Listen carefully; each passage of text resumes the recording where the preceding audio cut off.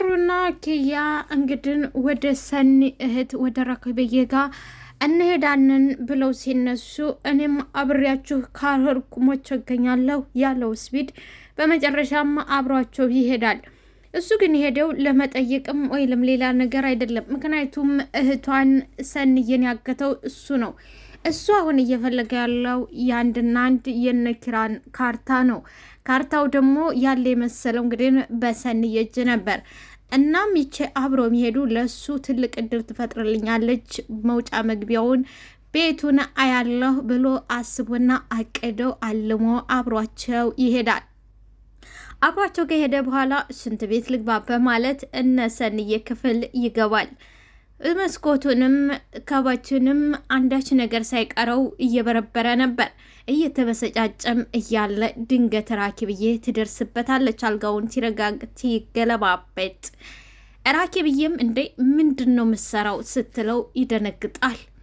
አይ ምርጥዬ እኔ እኮ ሽንት ቤቱ መስሎ ነበር፣ ምርጥዬ ሽንት ቤት ምናምን መስሎ ነበር ይላታል። እንዴ ሽንት ቤት የእንግዳው እዛ ጋር፣ ይሄ ደግሞ የኔና ሄቴ ነው ትለዋለች። አይ ምርጥዬ ግን አንቺ ናትሽ ወርቅ ነው እንዴ የምጥሉት በማለት ልውጣ እንዴ፣ አረ እንደውም እኮ ለመውጣት ዘገየ ብላ ታስወጣዋለች። ጤና ይስጥልኝ ውድና የተከበራችሁ አድማጭ ተመልካቾቼ፣ ለቻናል አዲስ የሆናችሁ ላይክ፣ ሰብስክራይብ፣ ሼር እያደረጋችሁ እንድታበረታቱኝ ለምታበረታቱኝ አመሰግናለሁ። ላይክና ሰብስክራይብ እንደዚሁም አስተያየታችሁን በኮመንት አስቀምጡልኝ። ቪዲዮውንም እስከ መጨረሻ እንድታዳምጡት አስተያየታችሁን በኮመንት እንድታስቀምጡልኝ ስል በትህትና እጋብዛችኋለሁ። አመሰግናለሁ። እንግዲህ ቅዱስዬ ናትዬን ይችን እብድ ይዘህብኝ ሁለተኛ ቤቴ እንዳመጣ የምመጣ ከሆንክ ግን ቤቴ አንተም ዝር እንዳትል ብሎ ከቤቱ ያባሩት ነበር። በዛም እንግዲህ ግራ የተጋባውና ግራ ግብትብት ያለው እናትዬ አቶ አያሌውን ይዞ መጥቶ አቶ አያሌው አሸማግለውት ነበረ። ይህም እንግዲህ ሁለተኛ ናቲ እምቡጤን ይዞ ላይ መጣ።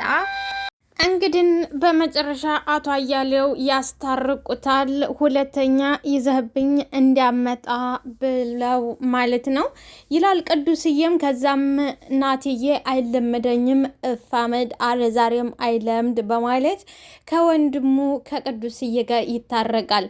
ይሁንና አልፋታ ያለችው እምቡጤ ሰተት ብላ ዛሬ ትመጣለች። የሚያሳዝነው ነገር ደግሞ ቅዱሴ ተኝቷል። ከዛ ቤት እንደነበር ቅዱሴ መጣ።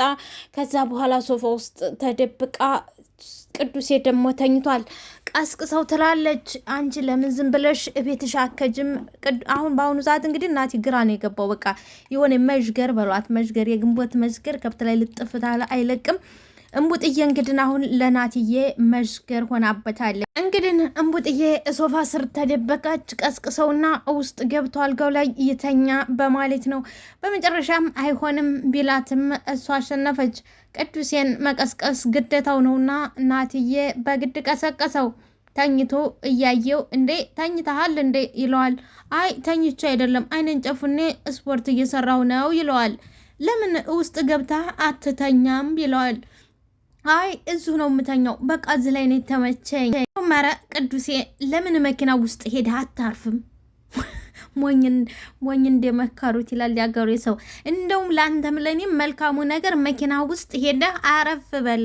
ቅዱስዬ እንግዲህ ላቡን ጠብ አድርጎ የሰራው ቤት ይሄ ብቻ አይደለም፣ ሰርቶ አሳምሮ ሶፋው፣ መጋረጃው ምኑ ልበላችሁ ፏፈሽ ያለ ቤቱን ትቶ ነው ውጣና እንትን ውስጥ ማን ነው መኪና ውስጥ ይሻልሃል፣ ውጣና ለአንተም ለእኔም መልካሙ መኪና ውስጥ የሄደ ፏ በል ይለዋል። ምን እየሆንክ ነው? ተወይ ብያሃለሁ እኮ ተወይ ብያሃለሁ። እንዴ ቅዱሴ ምነው እኮ የምሄድበት ቦታ አለይ ብለኸኛል። ስለዛ እንዲረፍድብህ እኮ ብዬ ነው፣ በቃ እንዲረፍድ ብዬ ነው። እንግዲህ እናትዬ ቅዱሴን ቢለው ቢሰራው እምቢ ያለው መራው ሲጠፋ በቃ ከዚህ በኋላ የራሳችሁ ጉዳይ ራሳችሁ ፍቱት ብሎ ወደ ውጭ ሊሄድ ወሰነ። ተቋመ በኋላ እንደገና ደግሞ በኋላ አትመለስም አትገባም ያለኝስ እንደው የት ነው የምገባው? የትስ ነው የምጠለለው? እሷ እንደሆነች አንዳች ነገር የላት፣ አባይ ማደሪያ የለው፣ ግንድ ይዞ ይጓዛል እንደሚባለው የት ልገባ ነው ይላል ቅዱስ። እንግዲህ ኪያና ወይንም ክሮቤልና ጽናትዬ ከብት እየጠበቁ ነበር።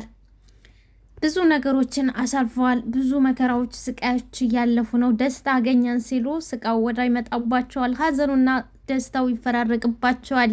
ነግቶ እንደሚመሸው ሁሉ የደስታቸውና የሀዘናቸው ልክ እንደዛው ነው የሚፈራረቅባቸው። እናማ ከብት እየጠበቁ ነበር። እያሰረቀች አይኑን ትዋለች። ምክንያቱም በዛብህ መጥቶባት ወርቆ ከመንገድ ላይ አንስተዋለች። ማመን አቅቷታል። ጽናትዬ እንዴ ምንድን ነው የምታይኝ? ምን ትመለከችኛለሽ አይንን አላት። እንዴ አንተን እኮ የማየት መብት አለኝ። ዋ እኔ ብቻ በኋላ የለሁበትም። ምንም ፍቅር የያዘሽ እንደው ሀዲያ አንተማ ፍቅር መብቴ ነው ይን አይደለህ እንዴ? ዋ እኔ ነግሬሻለሁ። ምን ማለት ነው? እኔ ባለ ትዳር ነኝ አላት ክሮቤል። እኔ ባለ ትዳር ነኝ ሲላት ጉሮሮ ነው ያነቃችው። አንተ ጉሮሮን አንቃ አንተ ከእኔ ሌላ ሚስት አገባለሁ ሌላ ሴት አስባለሁ ብትል ነፍስህን 7ኛው ሰማይ ነው ምልክልህ። አዎ አስረግጬ እነግርሃለሁ 7ኛው ሰማይ ነው ምልክልህ። እንግዲህ ይሄን ካለች በኋላ ሳቀ፣ ለቀቃት፣ አቀፋት። አረ ዳለችና ደነገጠች። መሆንሽ ደሞ አሁን የኔ ቆንጆ መሆንሽ ሰው ያየን። አረ ሰው ያየን እንደው ትላለች ጽናትዬ። አሁን እኮ ማንም ሰው የለም። ሲቀጥል ደግሞ ሰው ቢያየንም ችግር የለም። በቃ ልንጋባ እኮ ነው። አሁን እኮ ልንጋባ ውስኛለሁ በቃ ይላታል ኪራ። አይ ቢሆንም ህግና ደንቡን መጠበቅ አለብን። ህግ ማፍረስ ያለብን። አሁን ያልሻትን ድገሚያት እስቲ ድጋሜው መስማት እፈልጋለሁ። ከኔ ሌላ ማግባት እፈልጋለሁ ብትል ዋ ነፍስህን 7ኛው ሰማይ ልካታለሁ ነው ያልኩህ። እንዴ እኔ ባንቺ እጅ መሞትን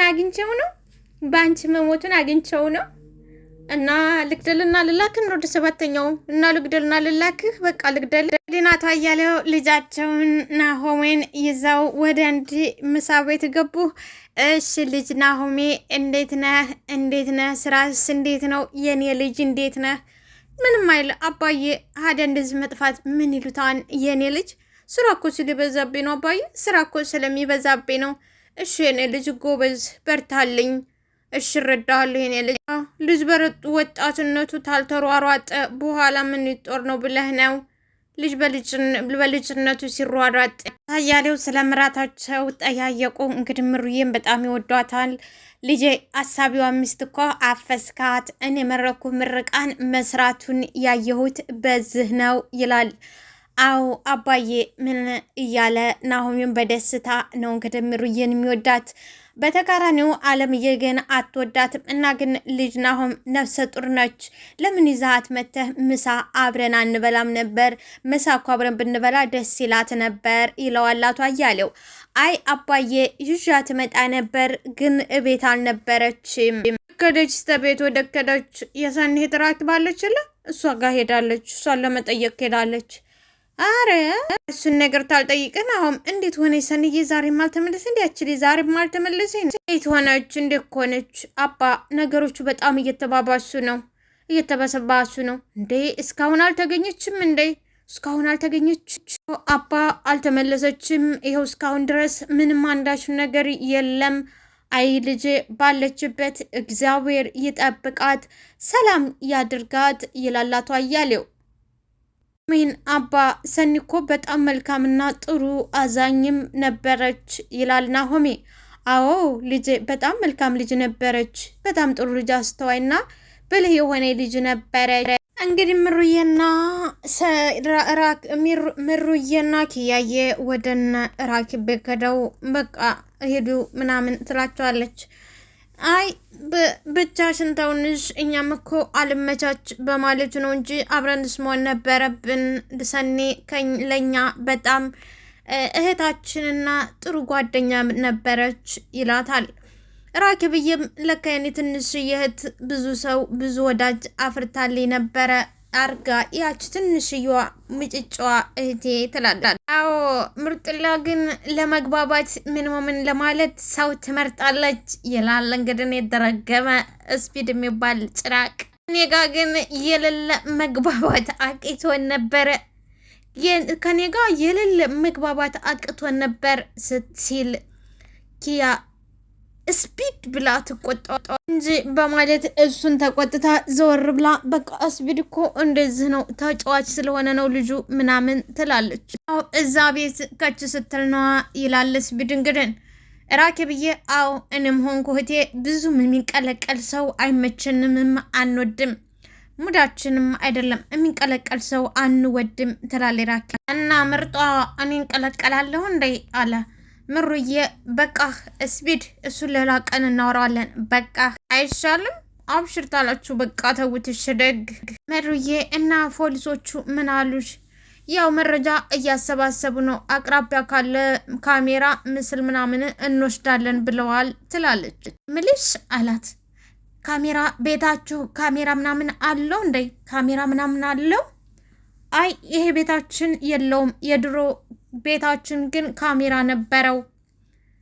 ኪያየም እዋይ በነበረው ጥሩ ደስ ይል ነበረ፣ ቢኖረው ካሜራ ቢኖረው በጣም ከምንም በላይ መልካም ነበር ትላለች። እንደዚህ ያለ ቆሻሻና አሳፋሪ ስራ ማን እንደሰራው እናቅ ነበረ ትላለች። ግን የሰራው አጠገባቸው ቁጭ ብሏል። ጥዬ አንቺ ደግሞ የሌለ ፈጠንሽ፣ በቃ የሌለ ፈጠንሽ። እንግዲህ ስፒድ የሚነቃበት ነው። አሁንም እንደምነግራችሁ ስፒድ የሚነቃበት ጠፍቶ እንጂ ልጁ አንቀልቅሎታል። ስራው በቃ እያቀነዘነዘው ነው፣ ግን ማንም ሊረዳ አልቻለም። አንቺ ደግሞ የሌለ ፈጠንሽ። እኔማ እንደዚህ ያለ ካሜራ ምናምን ታለ የሚመጡ ሰዎች እንደዚህ ያደርጉም ብዬ ነው ይላል። ስፒድ እስቲ ውጣና አየር ተቀበል፣ ሲንፋስ ተናፈስ። አይ እኔ ደህና ነኝ፣ ዝም ብዬ ነው ደህና ነኝ ይላል ስፒድ። እሺ ደህና ተሆንክ ራስን ተቆጣጠር፣ በቃ ራስን ተቆጣጠር፣ አትዘበላብድብን፣ አትቀባጥርብን ትላለች ኪያዬ። እንግዲህ ስፒድ ውሸቱን ሽንት ቤት ይፈልጋል፣ ሽንት ቤት ይላል። እሱ ግን ሽንት ቤት አይደለም ፍላጎቱ፣ አንድና አንድ ፍላጎቱ ያንን የተረገመ ካርታ ነው። ምክንያቱም በዛ በካርታ የተነሳ ነው ሰንዬ መከራዋን እያየች ያለችው። እና ስፒድዬ ምን የምልሽ ምርጦዬ ይላታል ኪያን። ወየ ትለዋለች። ማስለቀሻው የት ነው ታውቂዋለሽ ይላታል። ማስለቀሻው ማለት እንግዲህ በአራዳ ሙድ ወይም በአራደኞቹ ሽንት ቤት ነው። እንደዚህ ሽንት ቤቱን ነው ማስለቀሻ ያልከው ትለዋለች። አዎ በዛ ጋግባና ፈልገው ትለዋለች። ግን እሱ ሽንት ቤት መሄድ ፈልጎ አልነበረም። እንደምነግራችሁ ስፒድዬ ያንን የተረገመ ወረቀት ወይንም የነ ክራን የቤት ካርታ አግኝቶ ያንን ካርታ ተያዘ በኋላ እነ ኪራን ጎዳና ላይ የመጣል አላማ ሰንቆ የመጣው ስፒድዬ ግን ይሁንና እንደ ሰማይና እንደ ምድር ርቆበታል። ፈጽሞ ሊያገኘው አልቻለም። ዛሬም እንደለመደው አቶ ስፒድ ወደነ ሰንዬ ቤት ገብቶ የነ ሰንዬ አልጋ ሳይቀር ሲገለባበት ራኬብዬ ትደርስበታለች። ደግነቱ ሳብ ቀጥ እያለ እስካሁን ድረስ ማንም ሊነቃበት ያልቻለው እሱ ግን እየነቃበት የሚነቃ ጠፍቶ እንጂ ያንዳንዶቹ አክቶቹ ያንዳንዱ የሚናገራቸው የሚያደርጋቸው ፍልትው ብለው ይታያሉ። ግን ማንም ሊነቃበት አልቻለም። እናም ምሽቱን ሽንት ቤት ወይንም ማስለቀሻው ባራዳ ብሎ ተገባ በኋላ ከበቱን ወይንም ቁም ሳጥኑም አልቀረም። አልጋውንም ሲገለባበጥ ራኬብዬ ትደርስበታለች። ራኬብዬም ከላይ እስከታች ትመለከተዋለች። ይቅለበለባል፣ ይቅነዘነዛል። ከዛ በመጨረሻ ልውጣ ቆየው መሰል አረ እንደውም ቆየ ውጣ አለችው። ከዛ በኋላ በንደት እንግዲህ ስፒድ ከክፍሉ ይወጣል እየተናደደ። እንግዲህ እናትዬ እናትዬን ቅዱሴን በቀዝቀዝ ብሎ አልሳካል ሲል አይ እኔ ራሳችሁ ጉዳይ እናንተው ራሳችሁ ፍቱት በማለት ወደ ውጭ ሊወጣ አስቦ ተቆመ። በኋላ በመጨረሻ ደግሞ ተወጣው በኋላ ና ቅዱስዬ አላስገባህም ያለኝስ እንደው እንዴት ሆናለሁ በማለት እዛው ገደፍ ብሎ በዛው ይዞት ውልቅ ይላል። ናትዬ እንቅልፍ ይዞት ይወስደዋል። እናም ይቺ ሞጥሟጣ እንቡጥዬም ከሶፋ ስር ተጋድማለች። ቅዱሴም በተኛበት ወስዶታል።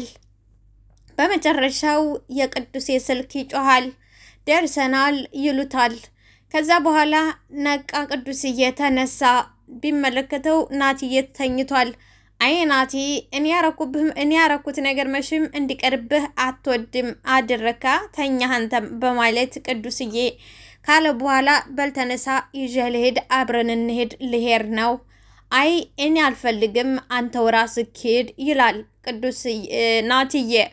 በዚህ መሀል እንግዲህ ከሶፋ ስር የነበረችው እንቡጤ እንዴ እኔ ለማንጀታችሁ ነው የምካደው ስትል ቅዱሴ በጣም ይደነግጣል። ምክንያቱም ሶፋ ስር ነው የወጣችበት።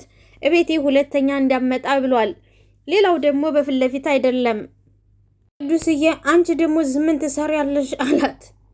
አታፍርም አትፈራም ምንም አለችው። በቃ ምንም አልሰራም። ግን በኃይል ቅዱሴ እናቴን ይቀሰቅሰዋል። አንተ ሲለው አይ እኔ ቅዱስዬ እኔ አልሄድም በእናትህ አንተ ትተህ ሂድ ይለዋል። ከዛ በኋላ በኃይል ይቀሰቅሰዋል።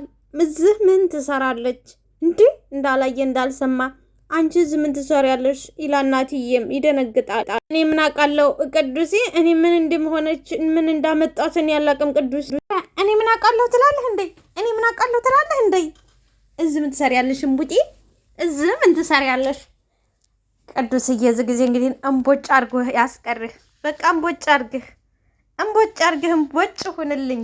እኛ ምን አደረግንህ አትጩህብን ትላለች እንቡጤ። ቅዱስዬ ታንቺ ጋር አንዳችም ንግግር የለኝም። አንተ ግን እኔ አሳይሃለሁ አለ ቅዱስዬ አመረረ። አረ ቅዱስዬ እኔ ምንም አላደረግኩ እባክህ ምንም አላደረግኩ ቅዱስዬ በል በማለት እንግዲህ ቅዱስዬ አይፈረድበትም ዝም በል በማለት ይወጣል።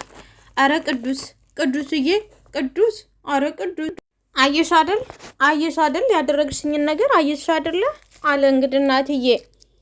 እኔ እንደዚህ ይሆናል ብዬ መቼ አሰብኩኝ። እኔ እኮ እንደዚህ ያደርጋል እንደዚህ ይቆጣል ብዬ እኮ አላሰብኩም ነበረ። እኔ እኮ ተንቅልፍህ ትትነሳ ረስተኸኝ ትተህ ትሄዳለህ ብዬ ነው። ይሄው አንቺ ምንም ተዝቤ ልንባረር ነው። ወዴት? አንቺስ ወደ ቤትሽ ትሄጃለች። እኔ ግን እዛው ጎዳና ላይ ወድቄ ልገኝ ነው በቃ ይላል ናትዬ። እንግዲህ ፊልም እያዩ ነበር ቅዱስዬ የመጣው። ቅዱስዬ ሲመጣ ወደ ሶፋ ስር ገብታ ነበረ። ቅዱስዬ በመጨረሻው ሰዓት እንግዲህ ያገኛ ጊዜ ነይ ውጪ ይላታል። ነይ ውጪ በቃ ሜላንት ውጪ አለ ናትዬ። አይ በቃ የጀመርነውን ፊልም እንጨርስ። በህይወት ላይ የሰራሽው ፊልም አንሶች ነው የምታየው ፊልም በቃ ነይ ውጪ። በቃ አሁን ተመጣ ዱላ ነው የሚከተልሽ። እኔ እጠብቅሻለሁ ነይ ውጪ። አንተዬ እንግዲህ ውይ ይሄን ያላምሯን ማለት ነው ትላለች። ሜላንትዬ እንግዲህ የቅዱስዬ ቤት ተመችቷታል፣ አምሯታል። ቅዱስዬ ደግሞ ቆረጥ ቆፍጠን ያለ ነው፣ ልፍጥፍጥ አይደለም። በባልም ብትል በቦሌም ሊሳካላት አልቻለም። ቅዱሴ ግን ጎበዝና ጀግና ቆራጥ ነው። በተለይ ሴቶችዬ ቤት ያማረ ቤትና ያማረ መኪና ያለው ወንድ ያው ዋው ይላሉ። እንግዲህ ከዚህ በፊት ኒናና ብርቅነሽ አብረው ብዙ ነገር አሳልፈዋል። ከብቶቹን አስጠፍጠዋል። ያም ማለት አብረው ሲጠጡ ሲጫወቱ ነበረ። እንግዲህ በዛብህ አይቶ ነበረና በዛብህ ሚስቱን ደባድቦ ከጨረሰ በኋላ ብርቅዬ ዛሬ እንግዲህ ቁዝም ብላለች። እናም ብርቅዬ ስትሄድ ኒና እየታገኛታለች። ብርቅዬ ሰላም ነች ብትላት በቃ ተይኝ በማለት ብርቅዬ ተስፋ የቆረጠች ትመስላለች። ኒናዬም እንዴ መሆንስ ነው ሰላም እኮ እያልኩሽ ነው ወዳጄ ብርቄ መሆንስ ነው የኔ ቆንጆ መሆንስ ነው። ምን ነው ተስፋ የቆረጥሽ ትመስላለሽ? እባክሽ ተይኝ ብነግርሽስ ምን ታመጭልኛለች? ምን ታደርግኛለሽ? ግን ያ መከረኛ ባልሽ ያ ጉድ ባልሽ ተናግሮሽ ነው ብልስስ ምን ታደርግልኛለሽ? ምን የምትረጂ ነገር አለሽ? ትላለች ብርቅነሽ። በቃ አንቺ እንዴት አልሆነ ጧት ማታም በሱ ዱላ ተመደብደብ ለምን አትፈቹም እንዴ? ለምን አትፈቹም? ትላትልኝ ኒናዬ። ለእናንተ መፍታት ቀላል ነው። ለእናንተ መፍታት ቀላል ነው ልኮ ቤተሰብ ወይንም ህይወት እኮ አይደለም። በቃ የትዳር አጋር እንጂ ለአንቺ ግን ባል አጋር ሳይሆን ባል አጋረን የሆነብሽ። በቃ ፍቺው። በቃ ተይኝ ኒና ተይኝ። በቁስሌ ላይ ጨዋት ነስንሽብኝ ተይኝ ኒና። በቃ ብርቄ እንደዙ ተምትሆኝ ፍቺውና ሰላማዊ ህይወት ኑሪ ትላታለች። ብርቅዬም የት ነው በዛብህ በምድር ላይ እያለ እኔ ሰላማዊ ኑሮ ምኖረው መቃብር ውስጥ ብቻ ነው በዛብህ መግባት የማይችለው። ከዛ ውጪ የትም ሀገር ላይ የትም ቦታ ላይ እኔ ብርቄ ሰላማዊ ህይወት ለመኖር አልችልም ትላለች ብርቅነሽ። ብርቄ ይገለኛል እያልሽ ነው? በሱም ተለቀቀኝ ጥሩ ነው። ቆይ ይሄ ሰውዬ ጭራቅ ነው እንዴ? ጭራቅ ነው ጭራቅ ነው እንደ ይሄ ሰው። እንግዲህ ብርቅነሽ ያላትን የሆዷል ኒና ትነግራታለች። ኒና ምንም የምታደርገው ነገር ስለሌላት ከንፈር ተመምጠጥና ከማዘን ውጭ ምንም ጠብ ልታረግ አልቻለችም። ወይኔ ብርቄ እንዴት ታሳዝናለች! እንዴት ነው ትዳር አንድ ሰው የትዳር ደስ የሚል የሚወያዩበት የአንዱን ለአንዱ የሚከፋፈሉበት ነው እንጂ ትዳር ለካ ሲኦል ነበር ወይ ትላለች ኒናዬ። ምሩዬ እንግዲህ ራኪብዬን ምንም ማድረግ አይቻልም፣ ጥሩ ስሜት ላይ እንዳልሆንሽ አውቃለሁ፣ እንግዲህ አይዞሽ ተማለት ውጭ ምንም ማድረግ አልችልም ትላለች ምሩዬ። አይዞሽ በቃ እንግዲህ ፈጣሪ ሰንዬን በሰላም እንዲመልሳት ሁላችንም ጸሎት ማድረግ ነው። ሌላ ምን የምንችለው ነገር አለ? አንቺም ጠንካራና ጎበዝ ሆነች እህትሽን መጠበቅ ነው ያለብሽ ትላታለች። እሱማ ከዚህ ውጭ ሌላ ምን የምናደርገው ነገር አለ? ይሄ ብቻ ነው እንግዲህ እህቴን ባለችበት ፈጣሪ ይጠብቅልኝ ትላለች። አዎ ግን ከዛ ወዲህ ድጋሜ አልደወለችም፣ ከዛ ወዲህ ስልኩ ድጋሜ አልተደወለም፣ ምንም ነገር የለም ትላታለች። አዎ ከዛ ወዲህ አንዳችም ነገር የለ፣ የዛች ዕለት ብቻ የትንሽ ድምጧን ሰማው፣ ከዛ ወዲህ ተዘጋ ትላለች። እንግዲህ ግራ የተጋባችው ራኪብዬ አይዞሽ እንግዲህ ትላታለች ምሩዬ። እንደው በወሬ መሀልም ቢሆን እንደው የተጣላችው ሰው የተቀያየመችው ሰው ያስቀይማት እንደው ያወራችች ነገር አለ ትላለች። አሁንም ራኪብዬ ያው አጥብቃ እየጠየቀች ነው። የሚያሳዝነው ነገር ግን ስፒድ እህቷን ያገተባት ክሳ ቤቷ ድረስ መጥቶ ሰተት ብሎ ዘዋብሯት ነው። ወይኔ እሷ ተማንም ጋር የለም። ደግሞ እኮ ስራ ታቆመችም ቆየች። ኪራ ተሰው ትጣላለች ብለሽ ነው እኮ ግራ ገብቶኝ ነው። በቃ ግራ ገባኝና ነው እኮ እምለውና እማነሳውም ሆነ እምጥለው ግራ ገባኝ ትላለች ራኪብዬ። አዎ ልክ ነሽ፣ ግራ ያጋባል። እንግዲህ ፈጣሪ እሱ ይጠብቃት ትላለች ምሩዬ። ከዛ በኋላ በቃ ሂጂ ብቻቸውን አታርጋቸው ሳሎን ትላለች። ይሁንና ስፒድ ቤቱን በአንድ በኩል እየፈተሸ ነው። ያንን የተረገመ የቤት ካርታ እየፈተሸ ነው። ራኪብ ሳሎን መስሏታል፣ ግን ሳሎን ያለችው ኪያየ ብቻዋን ናት። በአንድ ወገን ገብቶ እሱ እየበረበረ ነው። አቶ ስፒድ ሌቦ ትዬ እንግዲህ ወደ ቅዱስ እየሄደ እየጨነቀው ምንድነው አለው ቅዱስዬ። ናትዬ ቅዱስዬ ናቴ ቅዱስዬ ምን ላድርግ ቅዱስዬ ምን ላድርግ? ንቀት ነው አይደለ? ንቀት ነው በቃ እኔ የምልህ ማሰማኝ ንቀት ነው አለ ቅዱሴ። ኧረ በጭራሽ ቅዱስዬ፣ ኧረ በጭራሽ እንደዛ አይደለም ነው እንጂ ባይሆንማ ኖሮ እምልህን ትሰማኝ ነበር። ተዚህ ተመለስ ትልህ ካልኩ ቦታ ትመለስም ነበረ አይደለም አሰማኝም። በቃ ቅዱሴ እንደዛ አይደለም። እኔ እኮ እሰማሃለሁ። እኔ ብቻ አላቅም። አደንዝዛኛለች መሰለኝ ቅዱስዬ፣ አደንዝዛኛለች ምስል ብቻዋን ያለችኝ ሁሉ ዝም ብዬ አደርጋለሁ ነው። እኔ ለምን እንደሆነ አላቅም። የሆነ ነገር አጭሳብኛለች መሰል፣ አደንዝዛብኛለች፣ በቃ አሰርታብኛለች ይላል አድዬ። አንተ ምን አይነት ንቀት ነው? እኔ በገዛ ቤቴ ተቃጥዬ መሞት አለብኝ እንደ ይላል ቅዱስዬ። ናድዬም አረ ምን ቦጣ በገዛ ቤቴማ መቃጠልም ሆነ መንደድ መውጣትም የለበት፣ እንደፈረደብኝ እኔው የመጣሁት እወጣለሁ እንጂ ይላል።